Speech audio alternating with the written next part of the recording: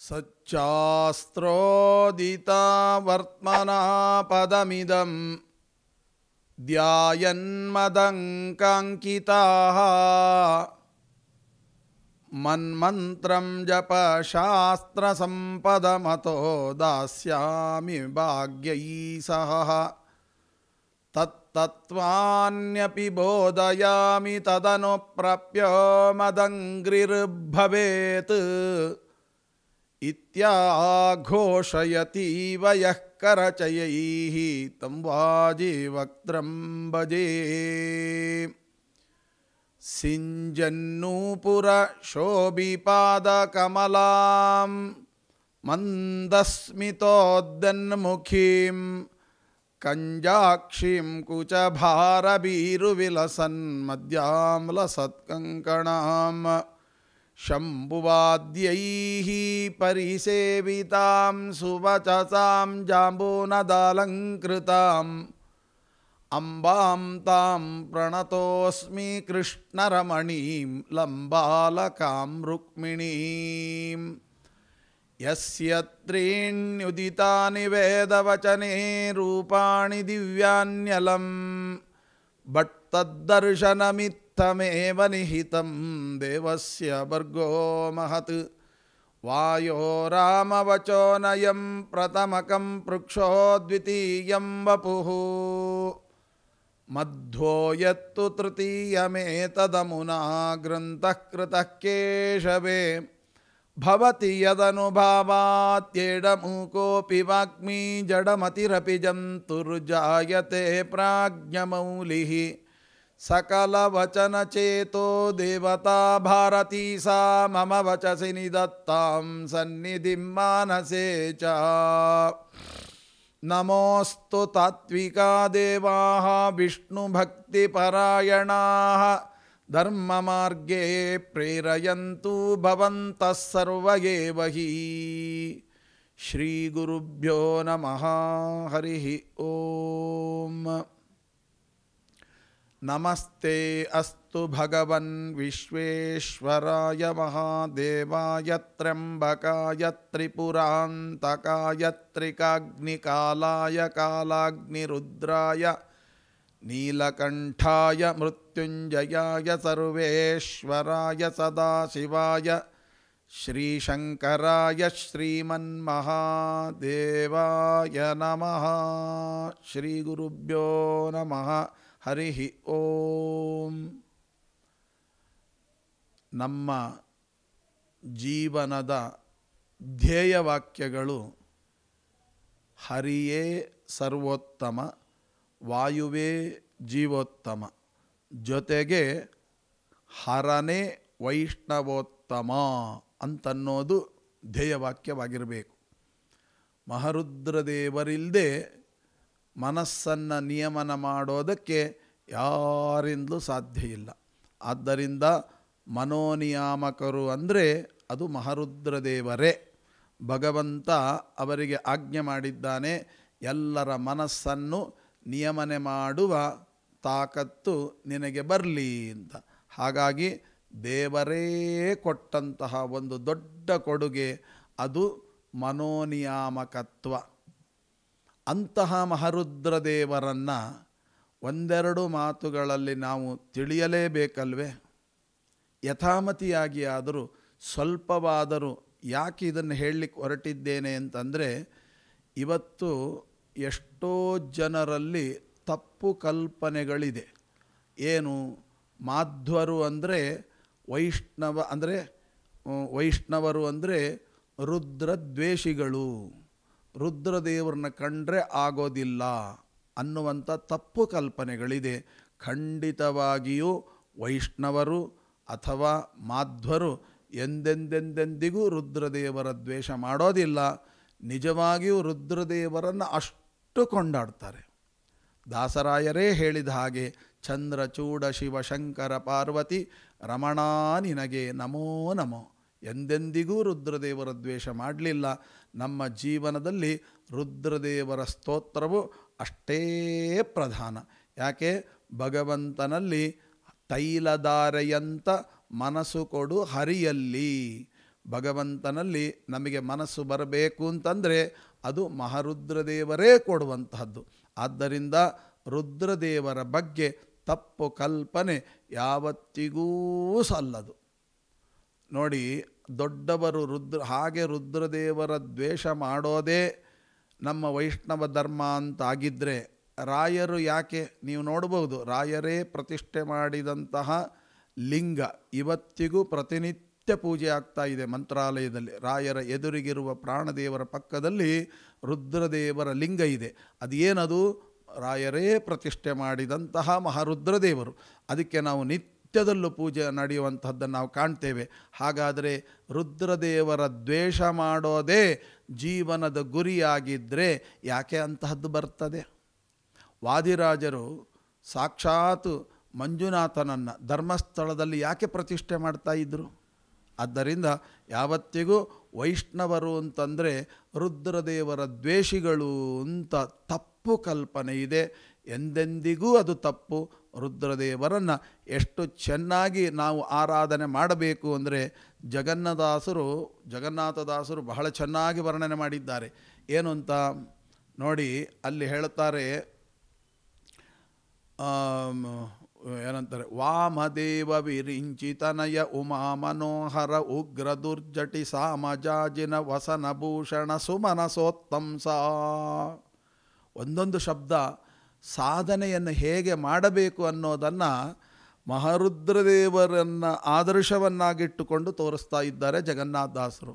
ರುದ್ರದೇವರು ಎಷ್ಟು ಚೆನ್ನಾಗಿ ಅಂದರೆ ಅವರಿಗೆ ಹೆಸರು ನೋಡಿ, ವಾಮದೇವ ಅಂತ. ವಾಮದೇವ ಅನ್ನುವ ಹೆಸರು ಯಾಕೆ ಉಂಟು ಅಂತಂದರೆ, ವಾಮದೇವ ಅಂದರೆ ವಾಮ ಅಂದರೆ ಎಡಗಡೆಗೆ, ದೇವ ಅಂದರೆ ಪೂಜಿಸುವ ದೇವರು. ಯಾವುದೇ ಒಬ್ಬ ಅರ್ಚಕ ತಾನು ಪೂಜಿಸುವ ದೇವರನ್ನು ಸದಾ ಎಡಗಡೆ ಇಟ್ಟುಕೊಂಡಿರಬೇಕಂತೆ. ಅದಕ್ಕೆ ನೋಡಿ, ಮನೆ ಕಟ್ಟುವಾಗ ಮನೆಯಲ್ಲಿ ದೇವರ ಮನೆ ಹೇಗಿರಬೇಕು ಅಂದರೆ ದೇವರು ಪೂರ್ವಕ್ಕೆ ಮುಖ ಮಾಡಿ ಕೂತ್ಕೋಬೇಕು. ದೇವರು ಪೂರ್ವಕ್ಕೆ ಮುಖ ಮಾಡಿ ಕೂಡುವಂತೆ ದೇವರ ಮನೆಯ ನಿರ್ಮಾಣ. ಕೊನೆಗೆ ನಾವು ಏನು ಮಾಡಬೇಕು? ಉತ್ತರಕ್ಕೆ ಮುಖ ಮಾಡಿ ಕೂಡಬೇಕು. ದೇವರನ್ನು ಪೂರ್ವಕ್ಕೆ ಮುಖ ಮಾಡಿ ಕೂಡಿಸ್ಬೇಕು, ನಾವು ಉತ್ತರಕ್ಕೆ ಮುಖ ಮಾಡಿ ಕೂಡಬೇಕು. ಇದು ನಿಜವಾಗಿಯೂ ಕೂಡ ಪೂಜಾ ಕ್ರಮ, ಅಂದರೆ ಪೂಜೆ ಮಾಡುವ ಅರ್ಚಕನು ಇರುವ ಅವಸ್ಥೆ. ಹಾಗಾದರೆ ದೇವರ ಬಲಭಾಗದಲ್ಲಿ ಅರ್ಚಕ ಇರ್ತಾನೆ, ಅರ್ಚಕನ ಎಡಭಾಗದಲ್ಲಿ ದೇವರು ಇರ್ತಾರೆ. ಹಾಗಾದರೆ ಮಹಾರುದ್ರದೇವರು ಪ್ರತಿ ಕ್ಷಣವೂ ಭಗವಂತನ ಆರಾಧನೆ ಮಾಡುವವರು. ಹಾಗಾದರೆ ರುದ್ರದೇವರು ಪ್ರತಿ ಕ್ಷಣ ಭಗವಂತನ ಆರಾಧನೆ ಮಾಡ್ತಾರೆ ಅಂದರೆ ಎಡಗಡೆ ಇಟ್ಟುಕೊಂಡೇ ಇರ್ತಾರೆ. ಅಂದರೆ ಪ್ರತಿನಿತ್ಯ ದೇವರ ಪೂಜೆ ಬಿಡೋದಿಲ್ಲ, ಪ್ರತಿ ಕ್ಷಣ ದೇವರ ಪೂಜೆ ಬಿಡೋದಿಲ್ಲ. ಆದ್ದರಿಂದಲೇ ಅವರಿಗೆ ಹೆಸರು ವಾಮದಲ್ಲಿ ಅಂದರೆ ಎಡಭಾಗದಲ್ಲಿ ದೇವರನ್ನು ಸದಾ ಇಟ್ಟುಕೊಂಡು ಪೂಜಿಸುವವರಾದ್ದರಿಂದ ಅವರಿಗೆ ವಾಮದೇವ ಅಂತ ಕರೀತಾರೆ. ಅಂದರೆ ಎಷ್ಟೋ ಜನ ಇವತ್ತು ತಪ್ಪಿಸಿಕೊಳ್ಳುವವರಿಗೆ ಜಗನ್ನಾಥದಾಸರು ಕೊಡುವ ಚಡಿಯೇಟು ಏನು ಅಂತ, ಪೂಜೆ ಮಾಡ್ರಿ ಅಂತಂದರೆ ಪುರುಸೊತ್ತಿಲ್ಲ ಅಂತೀರಾ, ಗಾಡಿ ತೊಳಿಲಿಕ್ಕೆ ಪುರುಸೊತ್ತಿದೆ, ಶೂ ಪಾಲಿಷ್ ಮಾಡಲಿಕ್ಕೆ ಪುರುಸೊತ್ತಿದೆ, ಬಟ್ಟೆ ಇಸ್ತ್ರಿ ಮಾಡಲಿಕ್ಕೆ ಪುರುಸೊತ್ತಿದೆ, ಸಾಲಿಗ್ರಾಮದ ಮೇಲೆ ನೀರು ಹಾಕ್ರಿ ಅಂದರೆ ಪುರುಸೊತ್ತಿಲ್ಲ ಅಂತೀರಾ ಅಂತ ಹೇಳಿ ನಮ್ಮ ರುದ್ರದೇವರನ್ನು ನೋಡಿ ಕಲೀರಿ, ಜಗತ್ತಿಗೆ ತಿಳಿಸಿಕೊಟ್ಟರು. ಯಾವುದೇ ಪ್ರಸಂಗ ಬಂದರೂ ಕೂಡ ದೇವರ ಪೂಜೆ ಮಾಡೋದನ್ನು ಮರೀಲಿಲ್ಲ. ಆದ್ದರಿಂದ ಅವರಿಗೆ ಹೆಸರೇ ವಾಮದೇವ ಅಂತ. ನಮ್ಮಲ್ಲಿ ಭಾರೀ ಬುದ್ಧಿವಂತರು ದೇವರ ಪೂಜೆ ಮಾಡ್ತಾ ಮಾಡ್ತಾ ತಂದೆ ತಾಯಿಗಳನ್ನ ವೃದ್ಧಾಶ್ರಮದಲ್ಲಿ ಸೇರಿಸ್ಬಿಟ್ಟಿರ್ತಾರೆ. ಯಾಕೆ ಅಂತ ಕೇಳಿದರೆ, ನಮ್ಮ ತಂದೆ ತಾಯಿಗಳು ನೋಡಲಿಕ್ಕೆ ನಮಗೆ ಪುರುಸೊತ್ತಿಲ್ಲ, ದೇವರ ಪೂಜೆ ಮಾಡಲಿಕ್ಕೆ ಪುರುಸೊತ್ತಿಲ್ಲ, ಅದರಲ್ಲಿ ದೇವ್ರ ಪೂಜೆ ಒಂದು ದಿನ ತಪ್ಪಿಸ್ತಾ ಇಲ್ಲ, ಅದಕ್ಕೆ ಅಪ್ಪಮ್ಮನ ಸೇವಾ ಮಾಡೋದು ಅಡ್ಡಿ ಆಗುತ್ತೆ, ಅದಕ್ಕೆ ತಗೊಂಡೋಗಿ ವೃದ್ಧಾಶ್ರಮದಲ್ಲಿ ಸೇರಿಸಿದ್ದೀವಿ. ತಮ್ಮ ಬೆನ್ನನ್ನು ತಾವೇ ತಟ್ಕೊಳ್ತಾರೆ. ಅದಕ್ಕೆ ರುದ್ರದೇವರ ಮಾತನ್ನು ಉದಾಹರಣೆಯನ್ನಾಗಿ ಕೊಟ್ಟು ಜಗನ್ನಾಥದಾಸರ ಚಡಿಯೇಟು ಹೇಗಿದೆ ನೋಡಿ. ದೇವರ ಪೂಜೆ ಮಾಡೋ ಇದರೊಳಗೆ ತಂದೆ ತಾಯಿಗಳನ್ನು ಜೊತೆಗೆ ನೋಡ್ಕೋಬೇಕು. ತಂದೆ ತಾಯಿಗಳನ್ನ ನೋಡ್ಕೊಳ್ಳೋದು ನಿಜವಾದ ಕರ್ತವ್ಯ, ವೈಷ್ಣವನ ಕರ್ತವ್ಯ ಅಂತ ತೋರಿಸ್ಕೊಡ್ತಾರೆ. ಏನು ಅಂತ, ವಾಮದೇವ ಅಂತಂದ್ರಲ್ವ ಜಗನ್ನಾಥದಾಸರು. ಎರಡನೇ ಮಾತೆ ನೋಡಿ, ದೇವರ ಪೂಜೆ ಮಾಡ್ತಾ ತಂದೆ ತಾಯಿಗಳು ನೋಡ್ಕೊಳ್ಳೋದು ಬಿಡಲಿಲ್ಲ. ಅದಕ್ಕೆ ಅಂತಾರೆ ವಿರಿಂಚಿತನಯ ಅಂದರು. ವಿರಿಂಚಿತನಯ ಅಂದರೆ ಏನು? ವಿರಿಂಚ ಅಂದರೆ ಯಾರು? ಬ್ರಹ್ಮದೇವರು. ಬ್ರಹ್ಮದೇವರಿಗೆ ತನಯ, ನಿಜವಾದ ಮಗ. ನಿಜವಾದ ಮಗ ಅಂದರೆ ಏನರ್ಥ? ಅಪ್ಪಮ್ಮನನ್ನು ಒಂದು ಕ್ಷಣ ಬಿಡದೆ ನೋಡಿಕೊಳ್ಳುವ ಮಗ ಅಂತ ಅರ್ಥ. ದೇವರ ಪೂಜೆಯನ್ನು ಒಂದು ಕ್ಷಣ ಬಿಡದ ಹಾಗೆ ಮಾಡ್ತಾರೆ. ಜೊತೆಗೆ ತಂದೆ ತಾಯಿಗಳ ಸೇವೆಯನ್ನು ಕೂಡ ಒಂದು ಕ್ಷಣ ಬಿಡದ ಹಾಗೆ ಮಾಡುವವರೇ ನಮ್ಮ ವೈಷ್ಣವೋತ್ತಮರಾಗಿರತಕ್ಕಂಥ ಮಹರುದ್ರದೇವರು ಅಂತ ಜಗನ್ನಾಥದಾಸರು ಹೇಳುವಾಗ ಹೇಳ್ತಾರೆ, ವಾಮದೇವ ವಿರಿಂಚಿತನಯ. ಅಷ್ಟು ಹೇಳಿದ್ದ ತಡ ನಮ್ಮವ್ರ ರಾಗ ಎಳೆದಾಯಿತು. ಏನು ಅಂತ ಹೇಳಿದ್ರು, ಅಯ್ಯೋ ದೇವರ ಪೂಜೆ ಮಾಡಲಿಕ್ಕೆ ಪುರುಸೊತ್ತಿಲ್ಲ, ಅದರ ಮಧ್ಯದಲ್ಲಿ ಅಪ್ಪಮ್ಮನ ಬೇರೆ ನೋಡ್ಕೋಬೇಕು, ಇವೆರಡರೊಳಗೆ ನಮ್ಮ ಜೀವನವೇ ಸಾಕಾಗಿ ಹೋಗಿರುತ್ತೆ, ಇನ್ನು ಹೆಂಡತಿ ಮಕ್ಕಳನ್ನ ಎಲ್ಲಿ ನೋಡಲಿಕ್ಕಾಗುತ್ತೆ ಅಂತ ರಾಗ ಎಳೆದ್ರು.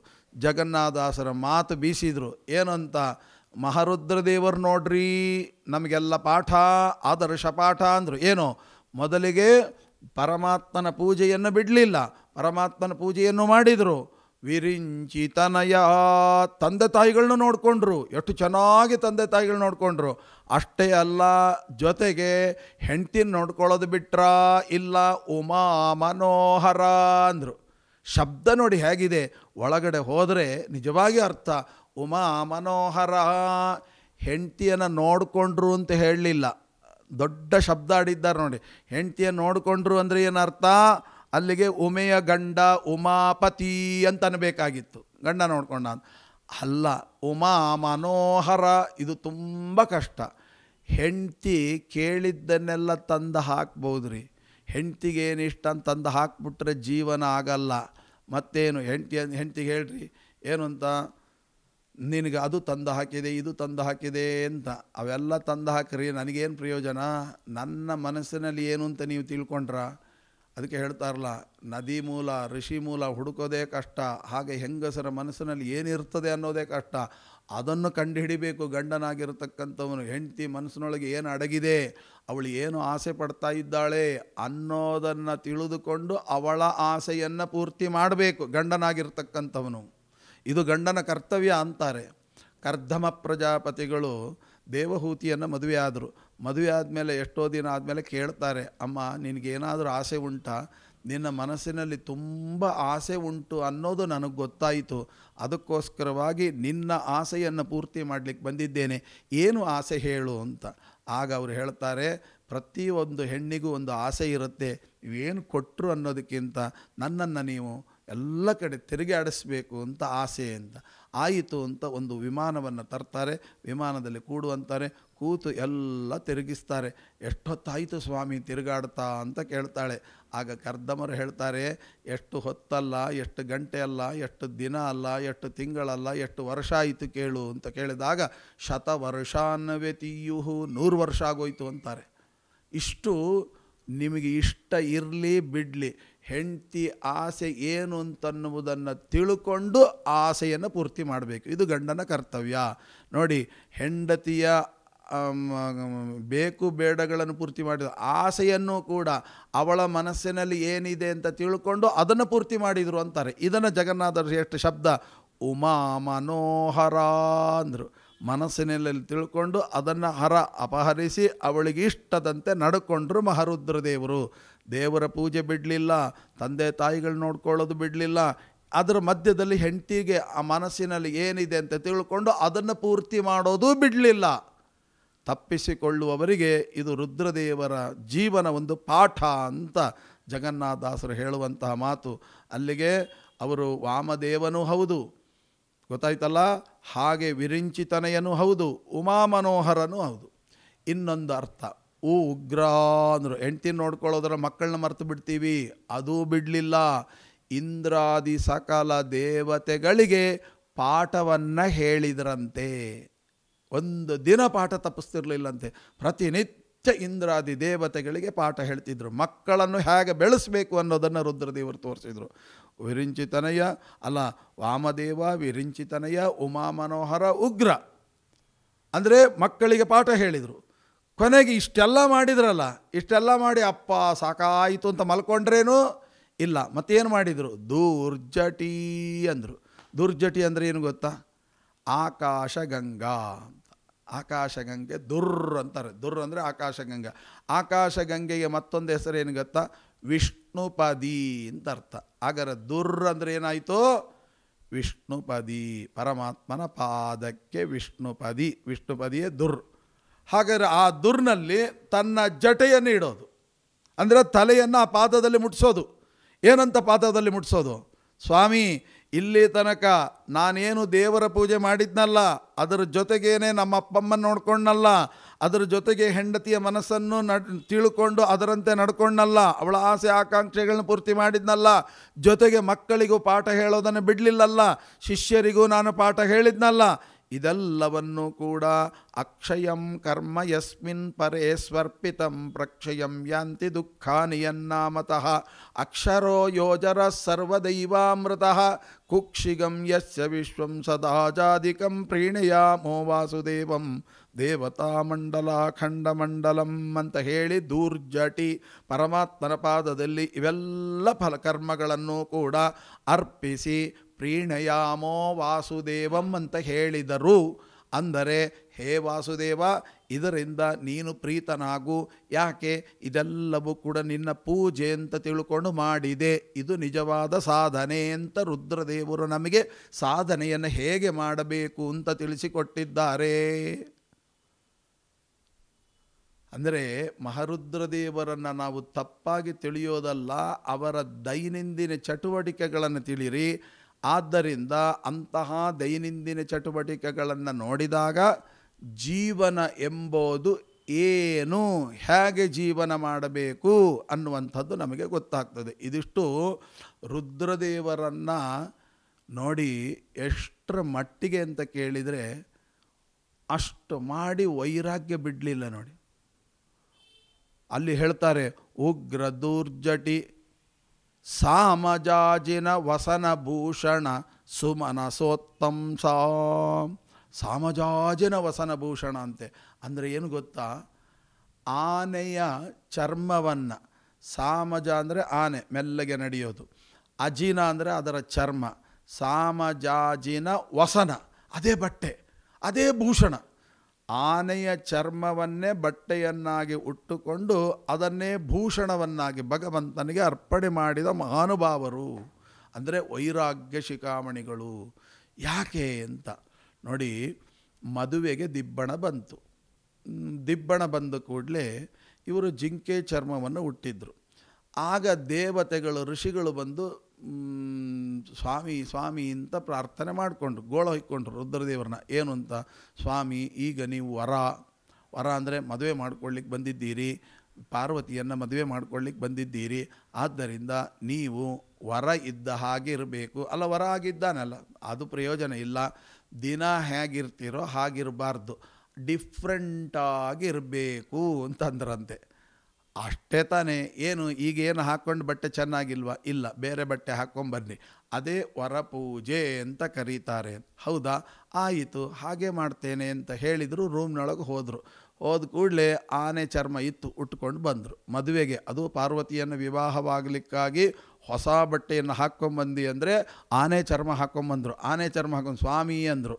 ನೋಡಿ, ದಿನ ಹಾಕುವ ಬಟ್ಟೆಗಿಂತಲೂ ಬೇರೆ ಬಟ್ಟೆ ಅಂತಿದ್ದೀರಿ, ಬೇಟೆ ಹಾಕಿದ್ದೇನೆ ಅಂತ. ಆಗ ದೇವತೆಗಳಂದ್ರೆ, ಸ್ವಾಮಿ, ಆ ಮೊದಲಿಗಿದ್ದ ವೇಷವೇ ಚೆನ್ನಾಗಿತ್ತು, ಇದು ಇನ್ನೂ ಅಧ್ವಾನ ಅಂದರು. ಅದೆಲ್ಲ ಇಲ್ಲ, ಒಮ್ಮೆ ಹಾಕಿದ ಮೇಲೆ ನಾನು ಬಿಡುವ ಪದ್ಧತಿಯೇ ಇಲ್ಲ ಅಂದರು. ಕೊನೆಗೇನು ಮಾಡಿದ್ರು? ಅನಿವಾರ್ಯವಾಗಿ ಇಡೀ ಗಿರಿಜಾ ಕಲ್ಯಾಣವನ್ನು ಮಾಡಿಕೊಂಡದ್ದೇ ಈ ಆನೆ ಚರ್ಮವನ್ನು ಉಟ್ಟುಕೊಂಡು. ಯಾಕೆ ಸ್ವಾಮಿ, ನಿಮಗೆ ಚೆನ್ನಾಗಿ ಕಾಣಬೇಕು ಅಂತ ಇಲ್ವಾ ಅಂತ ಕೇಳಿದರೆ ಆಗ ಹೇಳ್ತಾರೆ, ಇಲ್ಲಿ ನಾನೇನು ಚೆನ್ನಾಗಿ ಕಾಣ್ತೀನಿ ಅದನ್ನೆಲ್ಲ ಭಗವಂತನಿಗೆ ಅರ್ಪಣೆ ಮಾಡಿ ಆಗಿದೆ. ಅಂದರೆ ನನ್ನ ಇಡೀ ಸೌಂದರ್ಯವನ್ನು ಭಗವಂತನಿಗೆ ಮೀಸಲಾಗಿ ಇಟ್ಟುಬಿಟ್ಟಿದ್ದೆ. ನಾನು ಇರೋದೇ ಹೀಗೆ, ವೈರಾಗ್ಯ ಶಿಖಾಮಣಿ ಅಂತ. ಅದಕ್ಕೆ ಸಾಮಜಾಜಿನ ವಸನ ಭೂಷಣ ಸುಮನಸೋತ್ತಂಸ.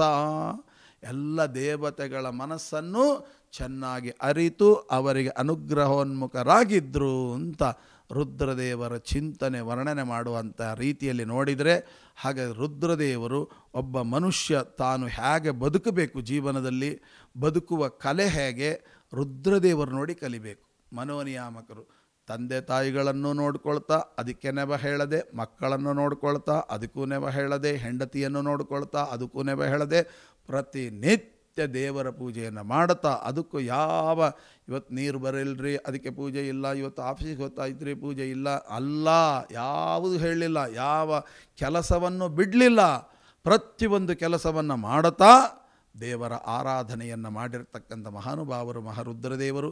ಇಂತಹ ರುದ್ರದೇವರನ್ನು ದ್ವೇಷ ಮಾಡಿದರೆ ನಿಮ್ಮ ಜೀವನ ಸಾಧನೆ ಆಗಲಿಕ್ಕೆ ಸಾಧ್ಯ ಇದೆಯಾ? ಯಾವತ್ತಿಗೂ ಸಾಧ್ಯ ಇಲ್ಲ. ರುದ್ರದೇವರ ದ್ವೇಷವನ್ನು ಯಾವತ್ತೂ ಮಾಡಲಿಕ್ಕಿಲ್ಲ.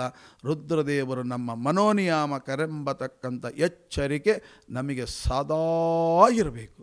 ಹಾಗಿದ್ದರೆ ಮಾತ್ರ ನಮ್ಮ ಸಾಧನೆ ಪರಿಪೂರ್ಣವಾಗುತ್ತೆ. ರುದ್ರದೇವರ ಸಹಾಯ ಇಲ್ಲದೆ ನೀವು ಯಾವ ತತ್ವವನ್ನು ತಿಳಿಯಲಿಕ್ಕೆ ಸಾಧ್ಯ ಇಲ್ಲ. ಅದಕ್ಕೋಸ್ಕರನೇ ತಾನೇ ಅವರು 40 ಕಲ್ಪ ತಪವಗೈದವರು.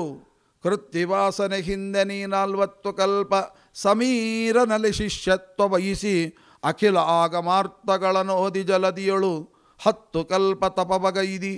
ಇವೆಲ್ಲ ಯಾಕೆ ತಪಸ್ಸು ಮಾಡಬೇಕಾಗಿತ್ತು? ನಮಗೋಸ್ಕರ, ನಮಗೆ ಚೆನ್ನಾಗಿ ತತ್ವಜ್ಞಾನವನ್ನು ಮೂಡಿಸಬೇಕು ಅನ್ನುವಂಥ ಉದ್ದೇಶದಿಂದ ಮಹಾರುದ್ರದೇವರು ಜೀವನದಲ್ಲಿ ಅದ್ಭುತವಾಗಿರತಕ್ಕಂಥ ಪಾಠವನ್ನು ನಮಗೆ ಹೇಳ್ತಾ ಇದ್ದಾರೆ. ಹಾಗಾಗಿ ನಮ್ಮ ಜೀವನದ ಪಾಠ ಅಂದರೆ ಹೇಗಿರಬೇಕು, ಜೀವನದ ಮೌಲ್ಯಗಳು ಹೇಗಿರಬೇಕು, ಮಹಾರುದ್ರದೇವರನ್ನು ನೋಡಿ ನಾವು ಕಲಿಬೇಕಂತೆ. ಮಹಾರುದ್ರದೇವರ ಚಿಂತನೆ, ಒಂದು ದಿನ ಪರಮಾತ್ಮನ ಚಿಂತನೆ ಇಲ್ಲದೆ ಕಾಲ ಕಳಿಲಿಲ್ಲ.